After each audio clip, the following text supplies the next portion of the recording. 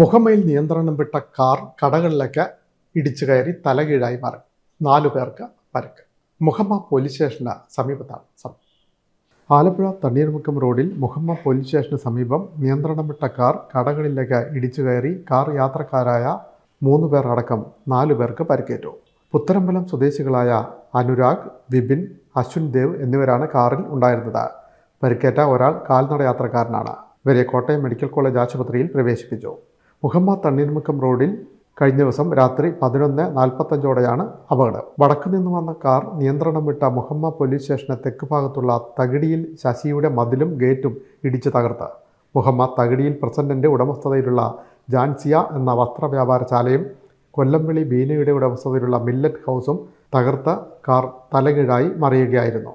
ടെക്സ്റ്റൈൽസിന്റെ മുൻഭാഗം തകർന്നു. കടയുടെ ഗ്രില്ലും ഗ്ലാസും ഇടിച്ചു പൊളിച്ച ശേഷം മില്ലറ്റ് ഹൗസിന്റെ ഉള്ളിലേക്ക് ഇടിച്ചു കയറി.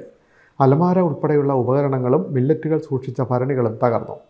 ഇന്നലെ രാത്രി 11:30-ക്ക് ശേഷം വടക്കുന്ന് വന്നൊരു കാറ് വടക്കുവശത്തെ മതിലിടിച്ച് തകർത്ത് അതിന് തെക്കുവശമുള്ള ജൗളിക്കടയുടെ ഫ്രണ്ട് മൊത്തം തകർത്ത് അതിൻ്റെ ഇപ്പുറത്തേക്ക് മാറി മില്ലറ്റ് ഹൗസിൻ്റെ ഒരു ഭാഗം തകർത്ത് അതിനകത്തിരുന്ന ഡ്രൈ ഫ്രൂട്ട്സ്, സ്പൈസസ്, ചില്ലലമാര, ചില്ല് ഭരണികൾ ഇതെല്ലാം തകർത്ത് വണ്ടി നേരെ ഫ്രണ്ടിലേക്ക് തലകീഴായി മറിഞ്ഞിടക്കുകയാണ്. മുഹമ്മ പോലീസ് മേൽ നടപടികൾ സ്വീകരിച്ചു.